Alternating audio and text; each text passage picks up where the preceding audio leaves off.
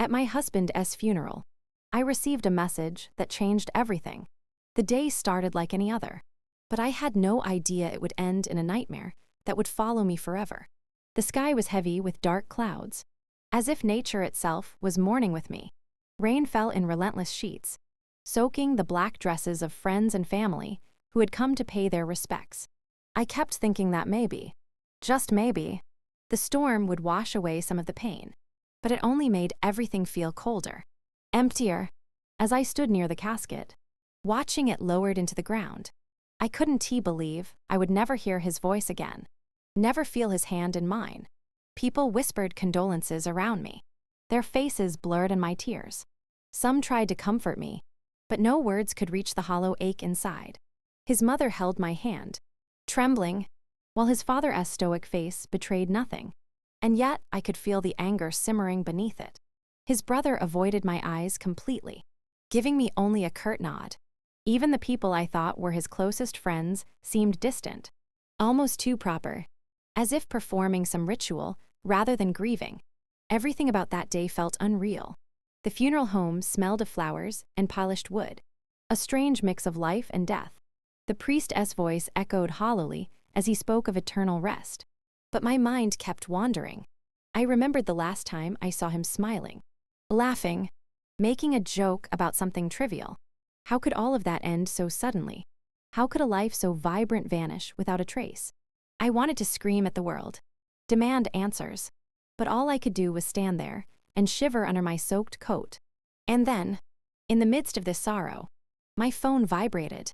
At first, I ignored it, thinking it was a message from someone offering empty sympathy. But there was something about that tiny buzz that made my blood run cold. I fumbled in my purse and saw the notification. My hands shook as I unlocked it. The screen showed a message that would change everything I thought I knew about the day, about my husband, and about the life I believed I had. It was 3 simple lines, yet they pierced my heart like ice. I am still alive. Trust no one. In that moment, standing at the edge of his grave while the rain drenched me and the world continued its funeral ceremony, I realized nothing would ever be the same. The world I had known had shattered, and I had no idea whether the man I had loved was gone or right there, somewhere, sending me a warning I couldn't yet understand. I stared at my phone, unable to believe what I was seeing. The funeral was still going on behind me, the rain pattering on the black umbrellas, the murmur of voices, the distant sound of the casket lowering, but all of that faded into silence as I read the message again. 3 simple lines. I am still alive. Trust no one.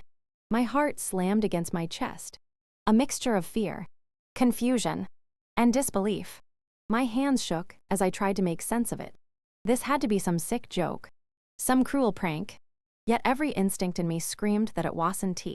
The number was unfamiliar, but the writing, the way the words were punctuated, the subtle choice of letters, even the way he used a nickname only I knew.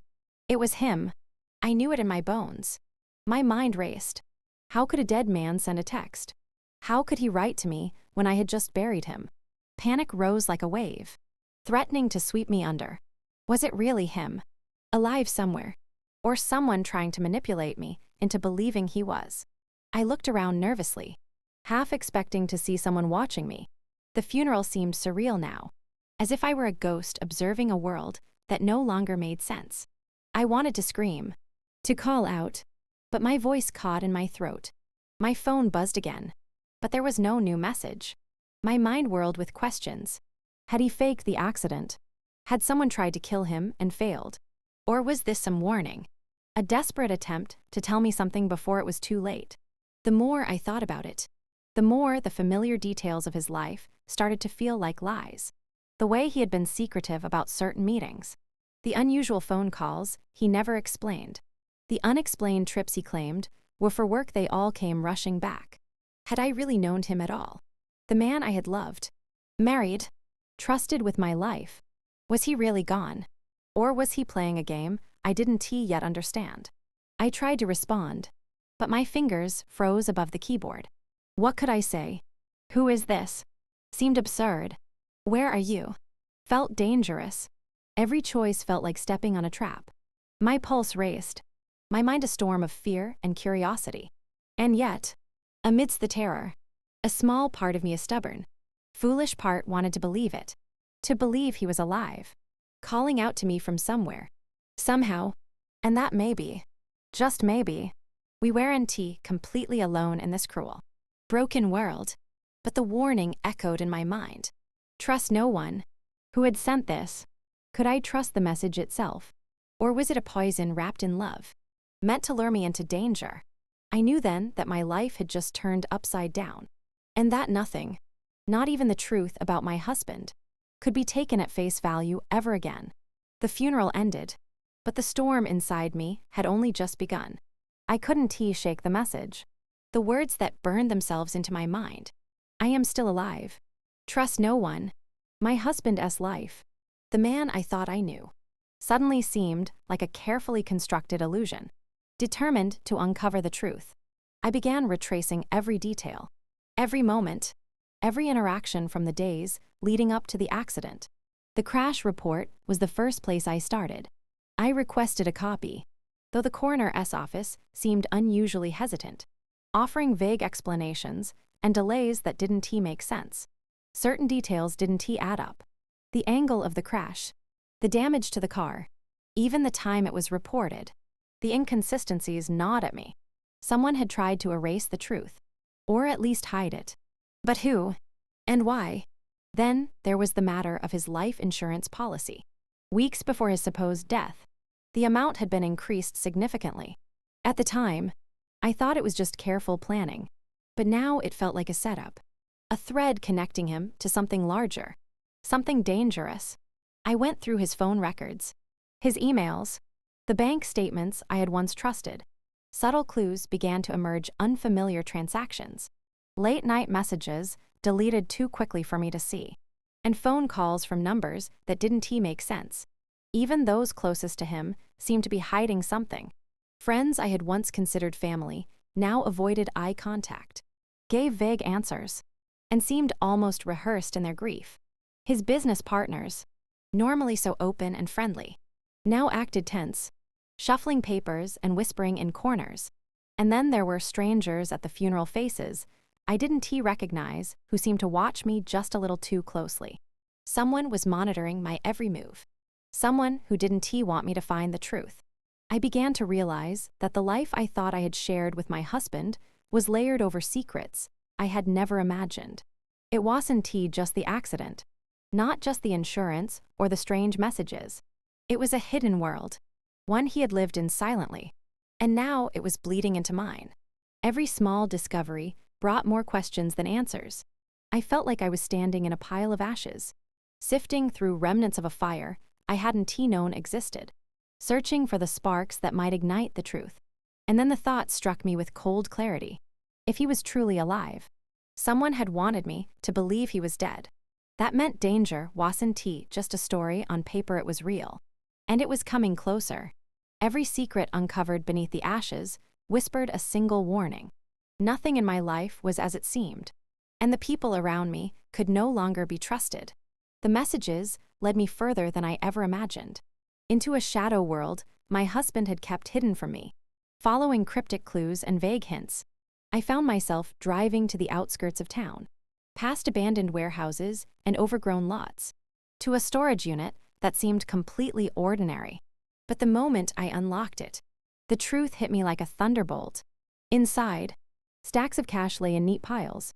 False passports with multiple identities were scattered across a table, and photographs of men I didn't recognize covered the walls, each with their names scratched out. And then I saw him, not the man I thought I had buried, not the husband whose life had seemed simple and predictable. This man moved with caution, with a quiet intensity that made my chest tighten. His eyes, familiar, yet changed, met mine across the room. And in that instant, every lie, every secret, every unanswered question fell into place. He was alive, yes, but this was not the life he had allowed me to see. I wanted to scream, to ask him why he had done this, why he had abandoned me at the worst possible moment. But the words stuck in my throat. He wasn't the man I had known. He was someone else entirely. someone who had been living a parallel life, carefully orchestrating events so that no one would suspect the truth. His calm, calculated demeanor was terrifying. The love I had felt for him now mixed with fear, suspicion, and disbelief. He spoke slowly, deliberately, as if every word had been rehearsed. He told me he had faked his death to escape powerful enemies who would have killed him otherwise. He had planned it for months, and every action, every odd phone call, every mysterious trip, every inconsistency in his life was part of a strategy to keep us both safe. But as he explained, I realized safety had come at a tremendous cost. My trust, my peace, and the life I had built around him. Looking at him, I felt the weight of the truth crashing down. He was alive, yes, but not free. And now, because of his choices, I had been dragged into a dangerous game I didn't understand. Every face I had seen at the funeral, every whispered conversation, every hidden camera and unexplained glance suddenly made sense. Someone had tried to erase him from existence, and in doing so, had nearly pulled me into the same abyss. Standing there, watching him move through the room of secrets and lies, I realized that nothing would ever be simple again. He had escaped death, but the life he left behind was a labyrinth of deception, and I was trapped in it, forced to decide, could I forgive him for the lies, or would the truth destroy everything we had once shared? The words he had sent me trust no one echoed louder than ever as I stood there, staring at the man I had loved and buried, now alive before my eyes. Every memory, every shared smile, every quiet moment we had had together suddenly felt tainted by suspicion. How much of our life had been real, and how much had been carefully scripted for my comfort. I wanted to hate him, to turn and walk away, but fear and curiosity held me rooted to the spot. He explained that faking his death had been the only way to escape powerful enemies who would have destroyed everything he cared about, including me. He had vanished into a hidden world of lies, creating new identities and secret networks, all to survive. His calm voice was steady, but the weight of the revelation pressed down on me. It wasn't just the danger. It was the betrayal. The man I had married, the one I thought I knew inside and out, had hidden entire worlds from me. And now, he was asking me to trust him again. I wanted to believe him. Truly, part of me ached for the familiar comfort of his embrace, the warmth of his presence, the memories we had built together. But another part of me screamed that he was a stranger now, someone who could no longer be trusted. Every step he had taken had pulled me into danger, and I had no way of knowing whether he was protecting me or manipulating me. The lines between love and deceit blurred until I couldn't tell one from the other. Outside, the rain had stopped, but the storm inside me raged. I had to make a choice.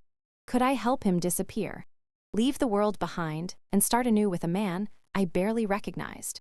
Or should I expose him, risk everything, and reclaim the life I thought I had lost? Either path promised danger, heartbreak, and uncertainty. Every instinct told me that there were more lies hidden, more secrets waiting to surface, and that the people around me, friends, family, even strangers, might be aligned with enemies I couldn't see. In that moment, I realized that the message wasn't just a warning. It was a test. He had survived, but the cost of survival was trust that had been shattered. And now, standing between the life I had known and a world of deception, I understood the hardest truth of all.